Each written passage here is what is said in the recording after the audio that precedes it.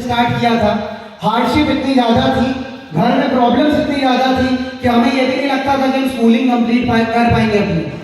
तो उस समय हमें एक चीज़ दिमाग में बैठ गई थी कि educated people are privileged ones and if I am educated I can achieve whatever I want. अगर मैं पढ़ा लिखा हूँ, अगर मेरे को अच्छी नॉलेज है, अच्छी एजुकेशन प्राप्त है, तो मेरे को ये है कि मेरे को अच्छी नौकरी मिल जाएगी। ये माइंडसेट था मेरा बचपन से, और इस वजह से पढ़ने में हमेशा से तेज था मैं, क्योंकि मेरा हमेशा ध्यान ये रहता था कि अगर जो लोग पढ़े लिखे हैं उनके पास पैसा है, तो अगर मैं भी पढ़ लिख लूंगा तो मेरे पास भी पैसा है। यही माइंडसेट होता है कि नहीं? यस और नो? यस। मेरा भी माइंडसेट वही था। 9th किया, 10th किया, 12th किया, बहुत अच्छे परसेंटेज से किया। 10th में 92% था, 12th में बहुत अच्छे परसेंट थे। उसके बाद बीटेक के लिए चला गया, बीटेक के लिए गया, 4 साल बीटेक किया। तब भी टियांशी चली रही थी, और इसी के टियांशी भी ग्रो कर रही थी, मैं भी ग्रो कर रहा था। पापा की रैंक भी चेंज होती जा रही थी, सब साथ में चल रहा था। और हमारे पिताजी का एक बहुत अच्छा वो है कि उन्होंने कभी हमें प्रेशराइज नहीं किया। 12th हमने किया, उन्होंने बोला तुम्हें जो करना है तुम करो, हम तुम्हें मना नहीं करेंगे, तुम्हें आगे एजुकेशन करना है करो, नहीं करना है मत करो, क्योंकि जो ज्यादा पढ़ लिख लेता है वो कम पढ़े लिखों की नौकरी करता है। तो तुम्हें डिसीजन लेना है कि तुम्हें क्या करना है।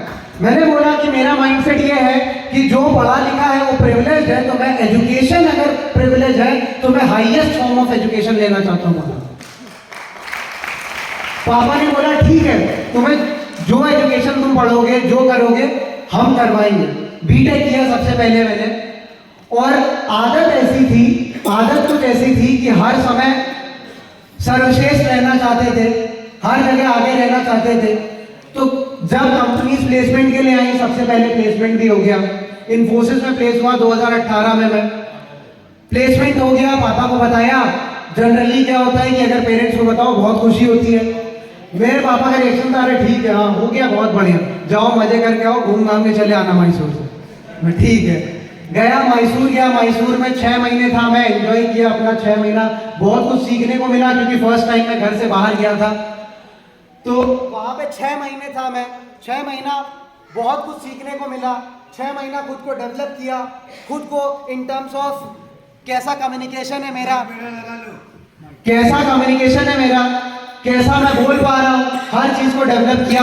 फिर रियलाइज हुआ कि नहीं, अभी मेरे को यहाँ पे रुकना नहीं है, खुद को फिर डेवलप करना है, और आगे डेवलप करने के लिए फिर मेरे को एजुकेशन लेना पड़ेगा, फिर मेरे को खुद को चेंज करना पड़ेगा, और खुद में कुछ चेंजेस लाने पड़ेंगे, खुद सीखना पड़ेगा।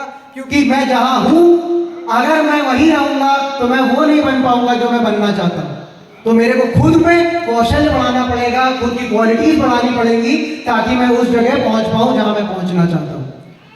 2018 में फिर मैं जब वापस आया, तो मैंने मेरा क्योंकि मैं केंद्रीय विद्यालय से पढ़ा हुआ था, तो मेरे आसपास जितने दोस्त थे, फ्रेंड्स थे, किसी के पापा कर्नल थे, किसी के पापा फ्लाइट लेफ्टिनेंट थे, किसी के पापा एयरमैन थे।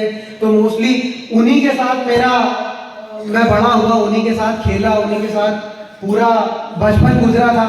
तो मैं जब देखा तो मेरे को ये लगता था कि अगर इंडियन आर्म फोर्सेस में आप ऑफिसर बन जाते हो, या डिफेंस सर्विसेज में ऑफिसर बन जाते हो, तो एक बहुत बड़ा अचीवमेंट होता है।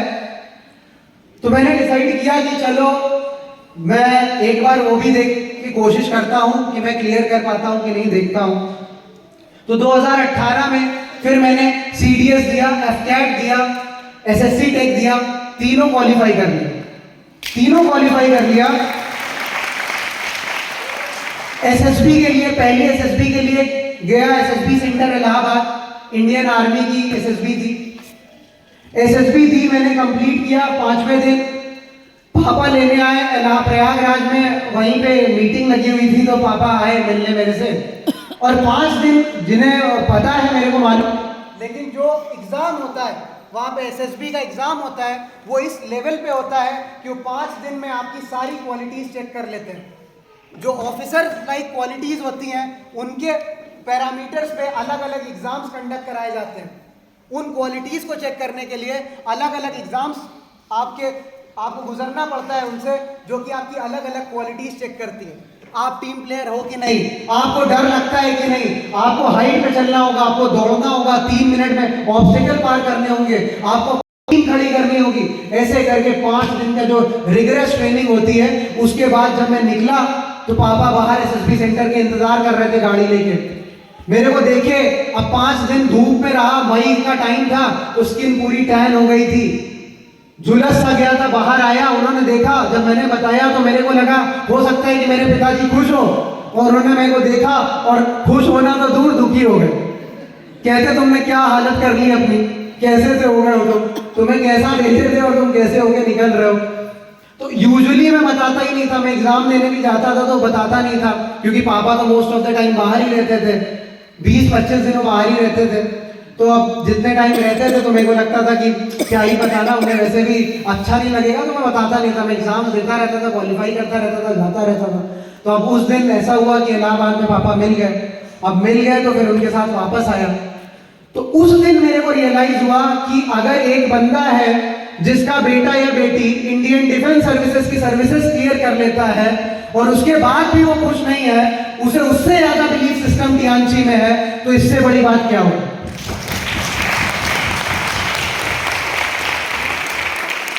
तो वहां से फिर मेरा बिलीफ सिस्टम जगा, क्योंकि कोई भी पेरेंट, यहां जितने भी पेरेंट्स बैठे हैं, कोई भी अपने बच्चे के लिए खराब चाहेगा क्या? यस और नो?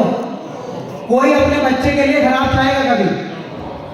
तब मेरा बिलीफ सिस्टम जगा कि अगर ऐसा पॉसिबल है तो डायरेक्ट सेलिंग में कुछ बात तो है। फिर उसके बाद वहां से 2018 में दूसरी एसएसबी आई, वो भी क्वालिफाई किया। फिर जब मेरे को ये पता लग गया कि मेरे माता पिता खुश नहीं होंगे अगर मैं डिफेंस सर्विसेज ज्वाइन कर लेता हूं, तो मैंने अपना माइंड मेकअप चेंज किया। मैंने सोचा चलो मेरे को एमबीए करना है, एमबीए किसी प्रेस्टिजियस कॉलेज से करना है। तो एमबीए अगर आपको देना होता है तो इंडिया में एक एग्जाम होता है कैट, कितने लोगों ने सुना? CAT, common admission test. मैंने कैट की प्रिपरेशन चालू की 2018 में। 2018 में कैट की प्रिपरेशन की और मेरे को बहुत अच्छा कॉलेज मिला, Goa institute of management, which is among top 20 colleges of India. वहां गया 2019 में अपने एमबीए के लिए। वहां पे 2 साल मैंने अपने दिए। 2 साल जो मेरे थे, बहुत कुछ लर्निंग हुई वहां पे, बहुत कुछ सीखने को मिला। और मैं कभी सोच भी नहीं पाता था, एमबीए तो दूर की बात थी, स्कूलिंग का नहीं सोच पाता था, लेकिन ये टियांस की पावर थी कि मैं जो जो कहता गया वो मेरे पापा करवाते गए, जो जो कहता गया करवाते गए। और जिन्हें नहीं पता है मैं बता दूं कि जीआईएम या किसी भी अच्छे कॉलेज से एमबीए करने की फीस 20 से 25 लाख होती है।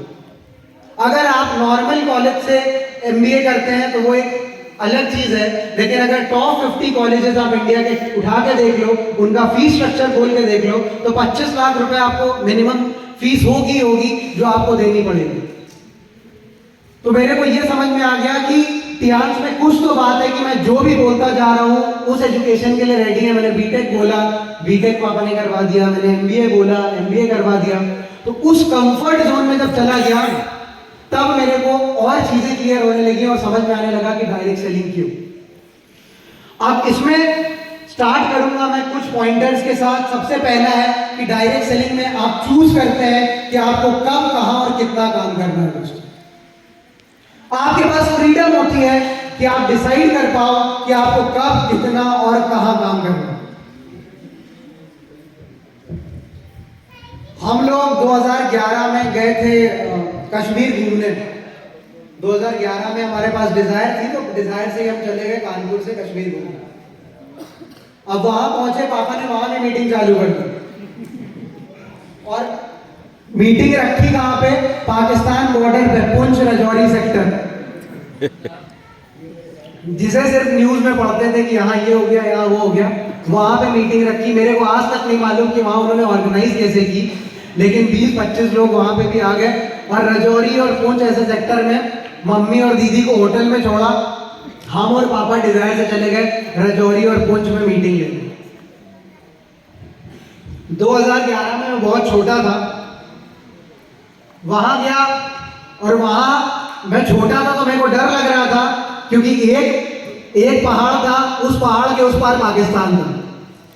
तो ये लग रहा था कि अगर इन्हें मीटिंग पसंद नहीं आई तो फिर पाकिस्तान में ही नेक्स्ट मीटिंग होगी। तो इसलिए ये आप डिसाइड कर सकते हैं कि कब, कहां और कितना आपको मीटिंग करना है, कहां करना है, कहां काम करना है। तो ये फ्रीडम आपको और कहीं नहीं मिलती। दूसरा, you can earn profits in direct proportion of your efforts. आप अपना पे आउट खुद लिख सकते हो, आप अपना पे आउट खुद लिख सकते हो। जैसे पापा ने पहले लिखा 1 लाख पर मंथ, लगाया विजन बोर्ड में, इन्होंने अपना पे आउट खुद लिखा, वो मिला इन्हें कि नहीं मिला? यस और नो? तो दोस्तों, इकलौता एक ऐसा प्लेटफॉर्म है कि जहां आप अपना पे आउट खुद लिख सकते हो। जॉब में आपकी जितनी सैलरी आपको उतना ही मिलेगा, यस और नो? लेकिन यहां आप अपना पे आउट खुद डिसाइड कर सकते हो, काम कर करके डिसाइड कर सकते हो। जितना काम करोगे, जितना आप एफर्ट्स डालोगे, उतना ही आपको प्रॉफिट मिलेगा। तीसरा पॉइंट है, you can do direct selling as a full time business और सप्लीमेंट्री इनकम सोर्स। बहुत सारे हमारे यहां पे भी लोग आए हुए हैं जो फुल टाइम नहीं पार्ट टाइम करते हैं, और पार्ट टाइम में भी बहुत अच्छे अच्छे लेवल पे पहुंच चुके हैं। हमारे अरविंद सर हैं, वो फुल टाइम टीचर है, पार्ट टाइम में सिल्वर लाइन लीडर भी है।